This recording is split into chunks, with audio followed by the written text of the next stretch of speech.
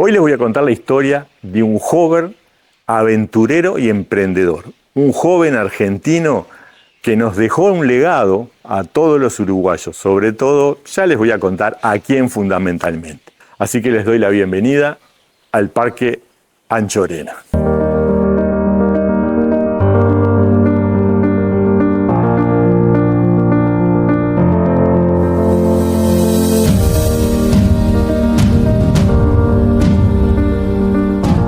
Estoy acá por sugerencia o consejo de un amigo, de Héctor Batista, un amigo fotógrafo también, ex colega de la visita médica, que me dijo, no te pierdas de ir a ese parque que es maravilloso. Bueno, buenas tardes. Acá estamos en Parque Anchorena.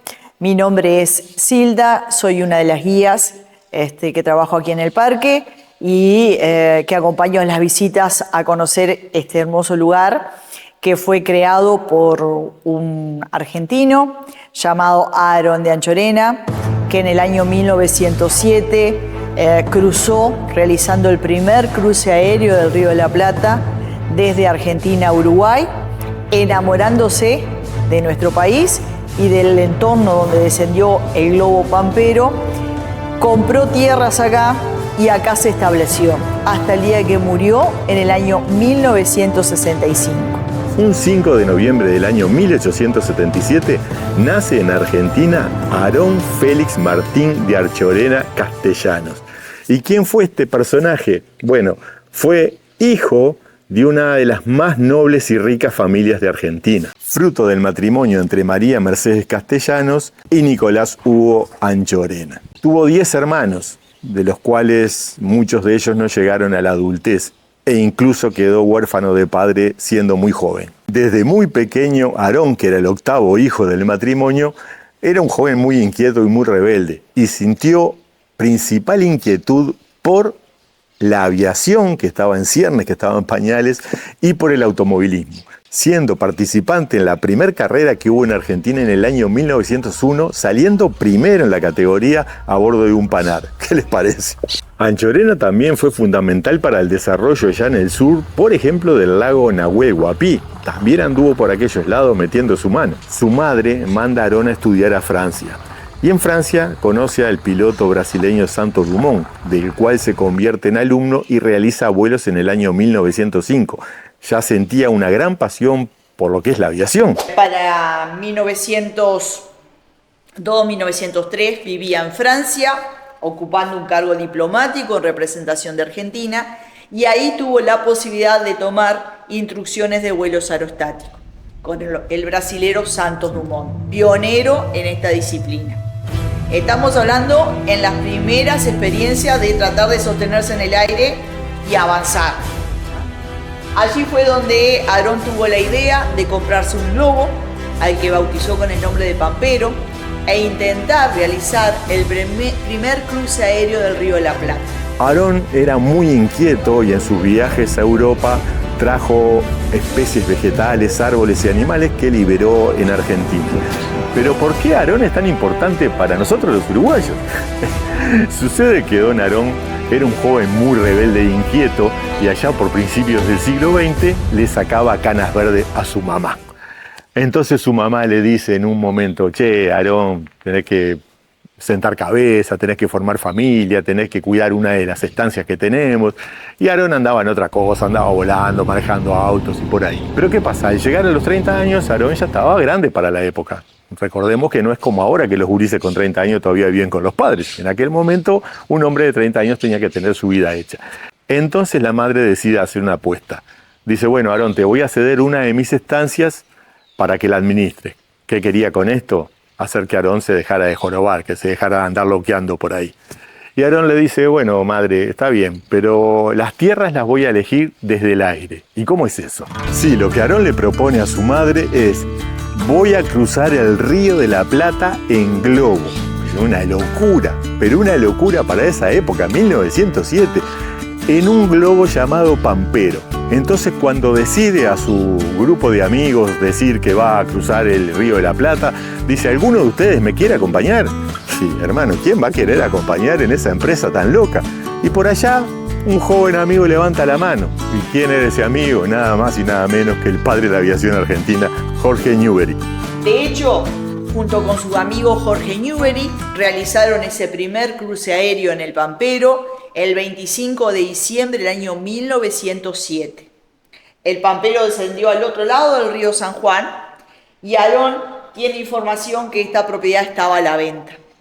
Así que fue su madre, Mercedes Castellanos de Anchorena, quien compra 11.000 hectáreas que adelanta a su hijo Aarón como parte de su herencia. En realidad, cuando Aarón le viene con la novedad a su madre de la idea de volar y cruzar el río de la Plata, la madre, que le consideró muchas ideas alocadas, siempre hay que buscarse en los tiempos, estamos hablando del 1900.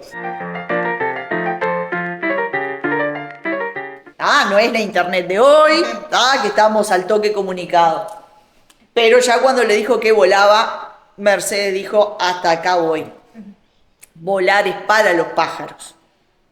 Y bueno, y así llegaron a un acuerdo donde ella le ofrecía una propiedad, él sostuvo que le iba a elegir desde el aire, y así fue. Entonces estos dos aventureros, más que aventureros suicidas, deciden cruzar el Río de la Plata a bordo de un globo llamado el Pampero. Pero no piensen que ese globo es como los globos que uno ve ahora, que tiene un quemador en el medio, y que no, era un globo de goma inflado por gas. ¿Ya pensó? Es así que parten desde Argentina con toda la intención de cruzar el Río de la Plata. Pero el viaje no fue tan simple, no señores. Cuando venían cruzando el Río de la Plata, en la desembocadura del río San Juan, en la barra del río San Juan, el globo comienza a perder altitud, empieza a caer. Entonces, desesperadamente empiezan a tirar para aflojar el peso todos los utensilios que tenían dentro de la canasta, a punto que llegan a tirar la propia canasta y quedan colgados de las cuerdas del globo. En ese momento una ráfaga de viento los ayuda y en vez de darse contra los barracones del continente, los hace cruzar y terminan aterrizando del otro lado del río San Juan. Y curiosamente una ráfaga de viento los levanta y lo traslada unos kilómetros de acá. Donde desciende, que quedan colgados arriba de unos árboles ahí, bajan, un peón de campo recorriendo la propiedad, los encuentra, los lleva hasta la capatacía y ahí hablan con una señora que en su momento tuvimos la oportunidad de conocerla y que nos cuenta esta anécdota, que le dicen quiénes eran y en qué habían llegado. Es decir, recreemos la locura, el paisaje. Me imagino yo que es como ver bajar un ovni acá, en este momento. Y eso que ahora estamos un poquito más ayudado por la información.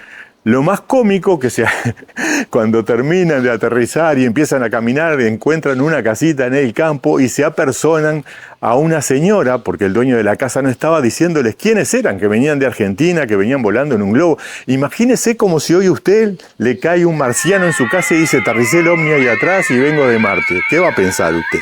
Buah. Pero sin embargo la señora les creyó. ¿Y por qué les creyó? Porque dijo que venían muy bien vestidos y muy bien hablados. Por eso, señores, es importantísimo que usted se sepa vestir elegantemente y sepa hablar. Y que no ande diciendo estupideces por ahí como un servidor. Ella le cree de eso que habían llegado en globo y que se habían caído y demás y que venían desde Buenos Aires porque eran bien vestidos y bien hablados. Así que ella le facilita una volanta en aquellos tiempos, que se trasladan hasta Conchilla, que ahí era donde se iría el telégrafo, y ahí comunican a Buenos Aires que estaban en tierra firme y que estaban bien. Es así que Aarón, recordando la promesa que le había hecho a su madre, empieza a mirar desde arriba las tierras que le gustaban. Y había visto unas tierras enormes, divinas, al norte del río San Juan. Pero ¿qué sucede? Cuando llegan aquí, se da cuenta que esas tierras no estaban disponibles, entonces termina comprando su madre otro terreno que ahora les voy a contar.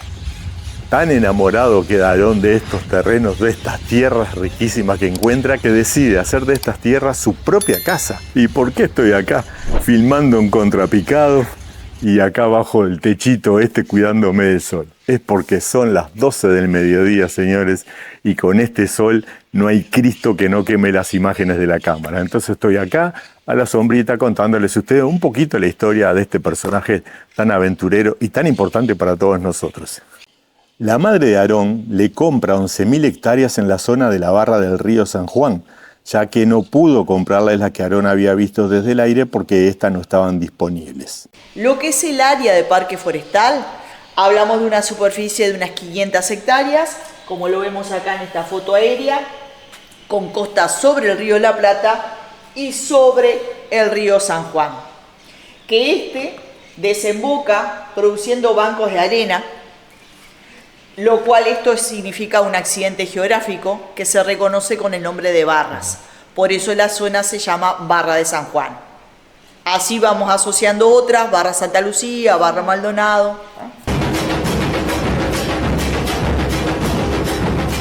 Los viajes que hacía a Europa y hacia Aarón los hacía en su propio barco llamado el Pampa. En él trajo muchas especies de animales y vegetales, primero para Argentina y luego para Uruguay. Entre los animales introducidos se destaca el ciervo axis de la India, también jabalíes, canguros, búfalos y faisanes. Trajo más de 200 árboles, y estamos hablando de árboles. Aarón no traía las semillas en los barcos, traía los árboles con todo lo que eso conlleva, ¿verdad? Mientras iban llegando los árboles de diferentes partes del mundo, el parque se fue plantando por etapas. Hay que tener cuidado de qué variedades, hay que ver cómo se transporta, el viaje en barco no era de poco tiempo, o sea, era una empresa titánica, ¿no?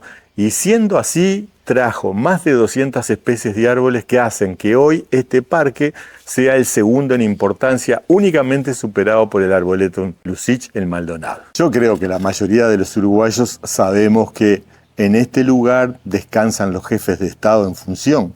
Lo que no sabemos es que Aarón dejó una cláusula y tiene quien vigile esa cláusula, que son sus descendientes, especificando que el lugar tiene que ser usado como descanso de los jefes de Estado. Y si no es así, el lugar va a ser devuelto a sus dueños en Argentina. Desde la arcada hacia la derecha, en la primer parte, finalizada en el año 1911, y el resto se complementó en el año 1915.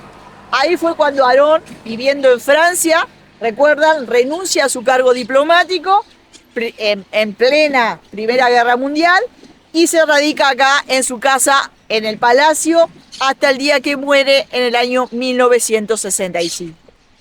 Hablar de la construcción es decir que es un revival del estilo Tudor, es decir, es una construcción que tiene características de este estilo que tuvo su auge en el norte de Europa, por allá por el 1500 o más o menos, y tiene algunas características que son imitaciones. Entre las que son originales podemos hablar que es una construcción de 2 plantas. Las paredes en la planta inferior son de piedra extraída del corte de la barranca en el río de la Plata. Los techos son con caída a 4 aguas, de tejas inglesas. El palacio es el único que tiene techos con tejas inglesas. El resto de las construcciones son de tejas francesas. Chimeneas varias, porque todas las habitaciones tienen estufa a leña, desde las cocinas hasta los dormitorios. Sí, el formato de las chimeneas es característico del estilo, forma prismática. Las ventanas son de 2 hojas, con una banderola superior fija y están protegidas con celosía. Lo que es una imitación de las características de este estilo es la pared superior. No es una pared de madera, como debería haber sido, sino que simplemente son paredes de hormigón, cuyas líneas verdes y en relieve imitan las vigas de nobles maderas que llevaban aquellas construcciones. El jefe de Estado en descanso no puede permitir que ingrese a la casa principal nadie fuera de su círculo principal. El lugar poseía una planta potabilizadora de agua que rescataba del agua del río San Juan. El río de la Plata luce, como alguien dijo, río color león, con ese amarronado intenso que lo provoca la sedimentación que el río de la Plata recibe, fundamentalmente los sedimentos que acarrean el río Uruguay y el río Paraná, que son sus dos grandes afluentes. Fanático admirador de Sebastián Gaboto, decide construir una torre en homenaje a dicho navegante. Una torre de 75 metros de altura que dentro de esa torre tiene un tanque de agua potable, la cual se distribuía a través de cañerías de galvanizado que hasta hoy funcionan a través de todas las casas del parque. La torre es hueca con unas escaleras que permiten el ascenso hasta el final, hasta la punta de la torre. Simplemente que en el medio tiene un tanque de agua el cual ocupa parte de ese cilindro. Las escaleras pasan por alrededor del tanque de agua y encima había un dormitorio con baño, el cual utilizaba normalmente Anchorena, y en la parte de arriba tenía un telescopio para observar las estrellas. Y al final una luz que le mostraba el camino para cuando él venía desde Buenos Aires en sus barcos, saber que se estaba acercando a sus tierras. Al día de hoy, la luz funciona con una célula fotoeléctrica, es una baliza, no es un faro, pero en noches despejadas se llega a ver desde Buenos Aires. El lugar se encuentra en la margen izquierda del río San Juan, en la desembocadura con el río de la Plata, en lo que es la barra del río San Juan, a 208 kilómetros aproximadamente del departamento de Montevideo. Este lugar fue el primer asentamiento de los españoles en el río de la Plata. Se construyó entonces aquí una pequeña fortificación por orden de Sebastián Gaboto en el año 1527. De hecho, era la fundación de Sebastián Gaboto del año 1527. Como dije, primer fundación europea en la región del Río de la Plata. Así que ante semejante hallazgo y en sus tierras, Aarón decide rendirle homenaje. ¿Por qué elegir construir una torre? Porque con esta construcción Aarón solucionó dos problemas que se le habían presentado. Uno, quizás el más importante, la distribución de agua potable. Curiosamente, el agua subterránea en el área del parque es un tanto salobre, un poquito salada al paladar. Así que Aarón prefirió tomarla desde el río San Juan, potabilizarla y distribuirla por una red subterránea a todo el parque. Estamos hablando de 1910. Una tecnología sumamente avanzada para aquellos tiempos. Así que Aarón instaló su propia planta potabilizadora en la costa del río San Juan, con una pileta de decantación. Con el tiempo le agregó filtro, tomaba el agua y la bombeaba a un tanque, que le fue insuficiente por su altura y su capacidad.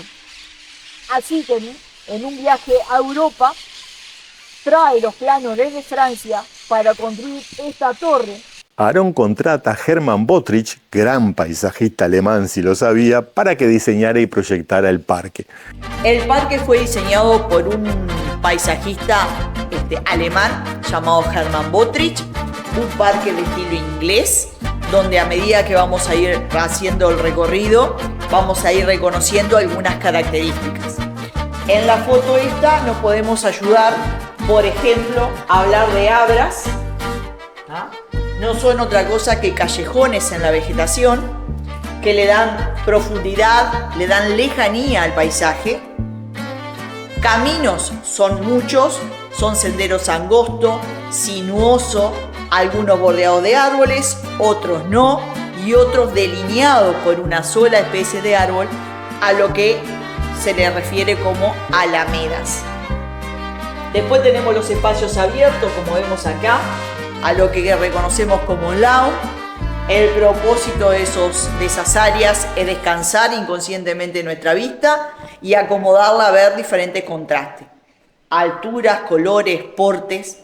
Eso entre las características más destacadas dentro de lo que es el diseño inglés, que le acompaña también las construcciones, y de hecho que la vamos a ir reconociendo.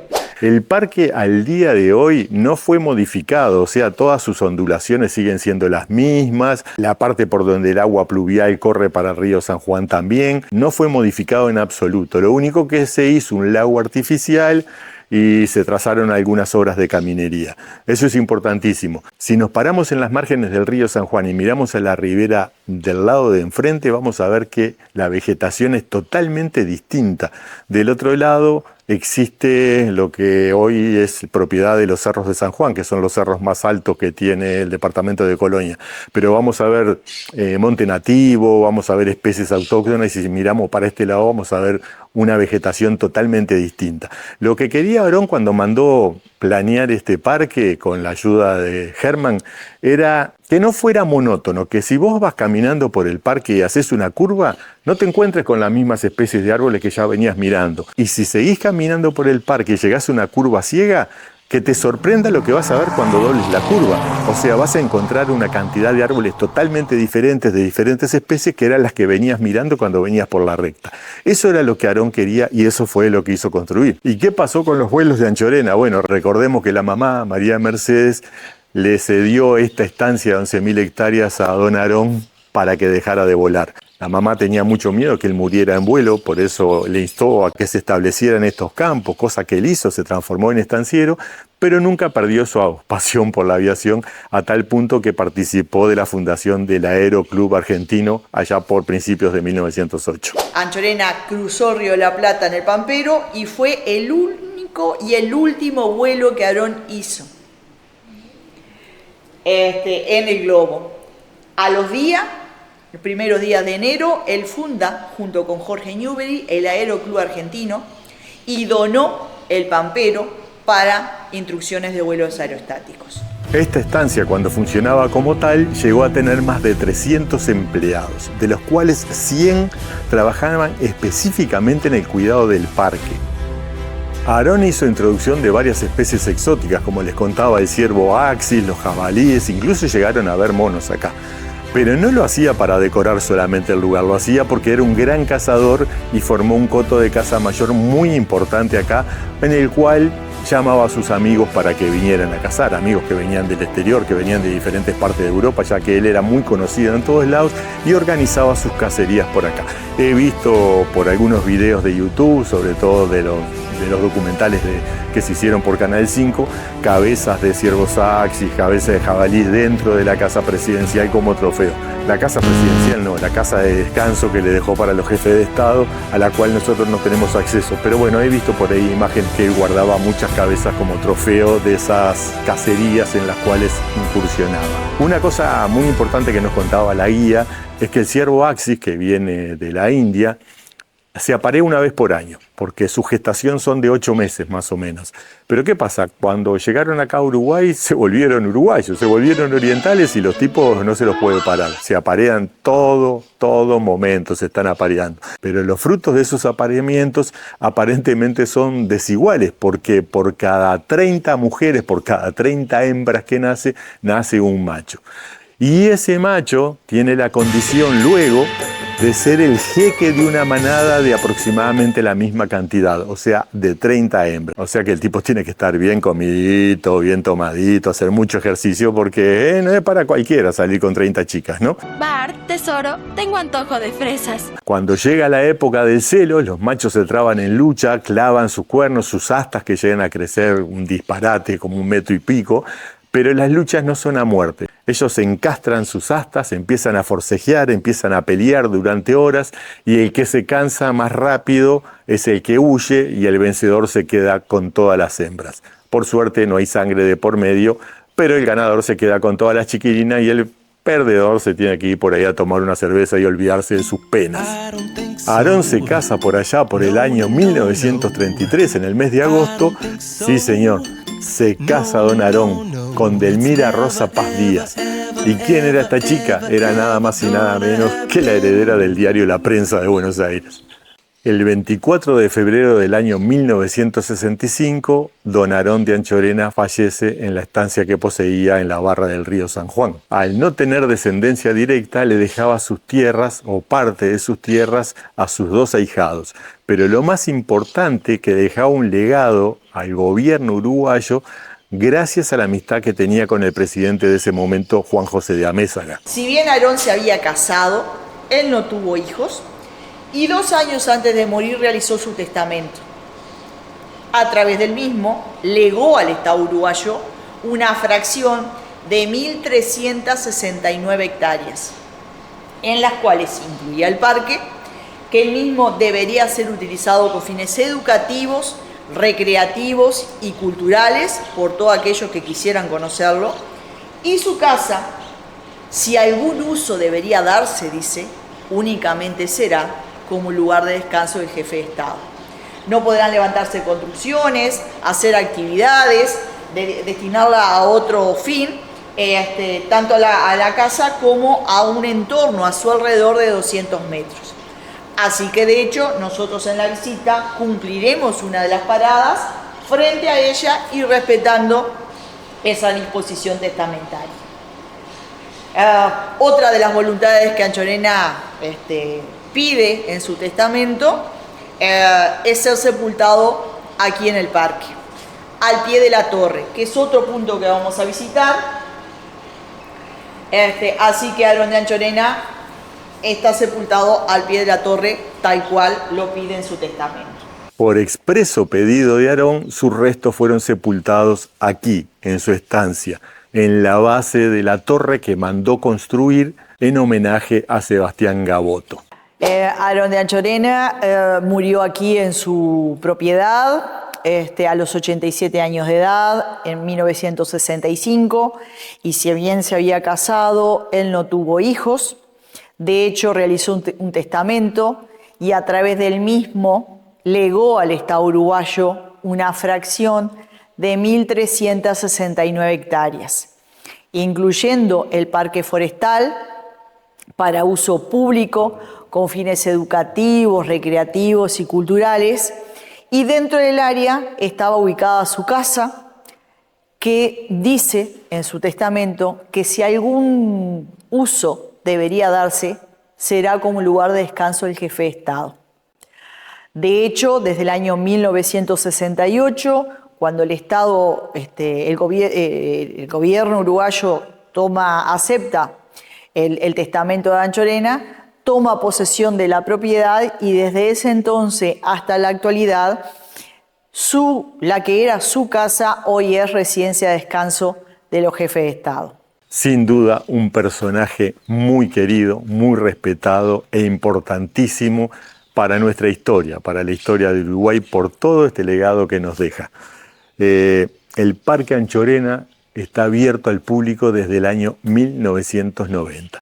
Y como siempre le digo, amigos, si le gusta el contenido del canal, si le gusta por los lugares donde ando, si le gusta cómo relato las historias, suscríbanse al canal. No se olvide, dele un lindo like, le da la campanita para que le avise de cuando yo subo un nuevo video y así me ayuda a que el canal siga creciendo. Recuerde que somos poquitos, pero le ponemos mucha onda para que usted viaje por esos lugares por donde viajo yo y que de repente capaz que se entera de alguna cosita que no sabía y bueno, todos vamos creciendo. El parque Aarón lo deja para uso y solaz de la población, así que desde el año 1990 el parque ofrece visitas guiadas únicamente, en una actividad donde nos lleva aproximadamente 2 horas la visita, la realizamos en los ómnibus que tiene el parque y en el trayecto que nosotros recorremos vamos haciendo diferentes paradas y descenso, una caminata a la costa del río.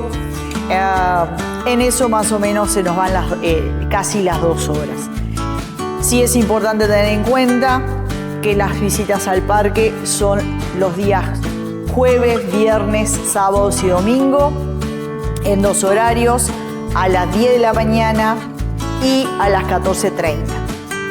Como estas visitas se realizan en ómnibus, el cupo es limitado, así que agradecemos hacer la reserva anticipada a través de una dirección de correo que es la siguiente: cvisitantes@presidencia.gov.uy, o de lo contrario, telefónicamente a través del 2-150-7905.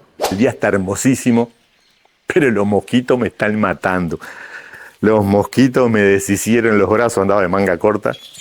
Y bueno, fueron 2 horas de recorrido, pero ahora me puse esto porque la verdad que no soporto más los mosquitos. Y bien, después de haberles contado un poquito de lo que aprendí de la historia de este personaje fascinante de don Aarón Anchorena, me estoy retirando de este maravilloso lugar.